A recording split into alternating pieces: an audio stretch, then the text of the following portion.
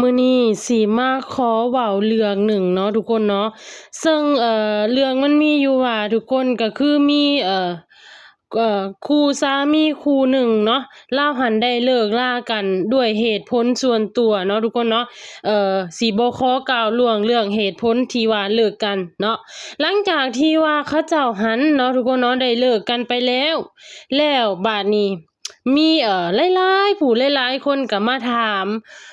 ทางผู้หญิงเนาะมาถามน้องเลาว่าเอ่อเป็นจั่งใดเนาะเป็นหยังคือป๋าผัวอิหยังหั้นนะเลาก็ได้บอกเหตุผลไปว่าจั่งซั้นจั่งซี้เนาะทุกคนเนาะแล้วสิ่งที่เขาเจ้าถามมาก็คือว่าหลังจากที่ว่ามึงป๋าผัวแล้วมึงสิอยู่จั่งใดเนาะมึงสิกินจั่งใดมึงสิหาเงินหาคำจั่งใดเนาะอันนี้เป็นสิ่งที่บ่ควรถามเด้อเนาะข้อยก็สิขอมาเว้าในคลิปนี้เลยทุกคนเนาะหลังจากที่ข้อยได้ยินหั่นน่ะทุกคนการที่เฮาเห็นคนอื่นป๋าผัวป๋าเมียหรือว่าคนอื่นอย่าห่างกันเนาะสิ่งที่เฮาจะเฮ็ดได้คือการให้กำลังใจเนาะบ่แม่นสิว่ามาตอกย้ำเขาบ่แม่นสิว่ามาถามเขาจั่งซั้นจั่งซี้เนาะคำถามที่ว่ามึงสิอยู่สิกินจั่งใดหลังจากที่บ่มีผัวแล้วเนาะก่อนที่เขาจะมีผัวน่ะเขาก็โตคนเดียวมาได้ทุกคนเนาะแล้วหลังจากที่เขาป๋าผัวแล้วนั่นบ่มีไผที่จะปาให้ตัวเองหัน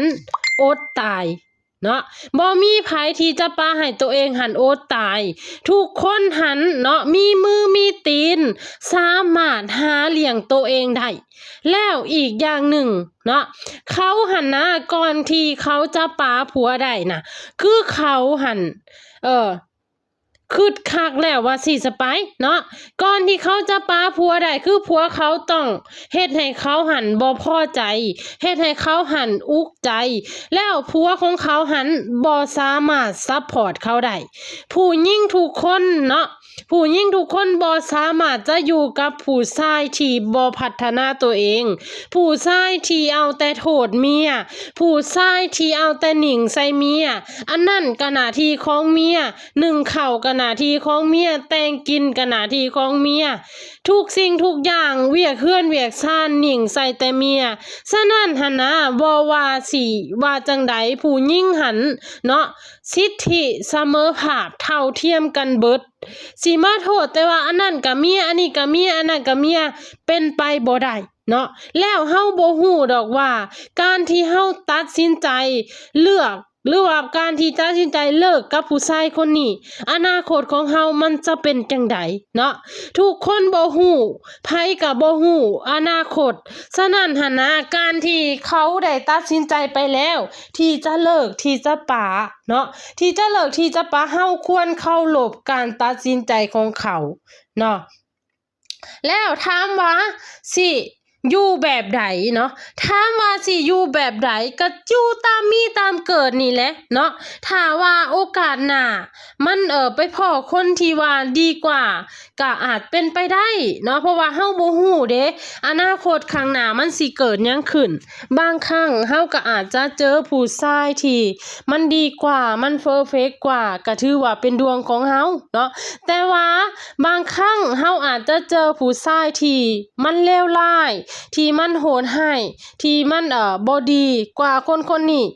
ก็เป็นไปได้เพราะว่าเฮาบ่ล่วงรู้โชคชะตาเมื่อหน้าเนาะแล้วถามว่าถ้าเจอผู้ชายที่มันเลวร้ายกว่านี้เด้ก็การที่เฮาจะเลิกลาก็บ่แม่นสิ่งที่ผิดเนาะยุคนี้หั้นเป็นยุคที่ว่าผู้หญิงผู้ชายเสมอภาพแล้วเขาก็บ่ได้มาวัดกันที่ว่าเจ้าป๋าผัวเจ้าป๋าเมียเนาะชีวิตหั้นนะทุกคนเนาะบ่ว่าไผก็ตามย่อมแนมหาสิ่งที่มันดีกว่าสิ่งที่มันเฮ็ดให้ชีวิตของเฮาหั้นมันไปในทางที่ดีขึ้นมันเจริญขึ้นมันสบายหูสบายตาขึ้นมันบ่ต้องคิดหลาย เนาะอันนั้นคือสิ่งที่ผู้หญิงหลายๆคนฝันหาแล้วข่อยอยากมาฝากอยู่ท้ายคลิปก็คือว่าการที่เจ้าจะตัดสินใจ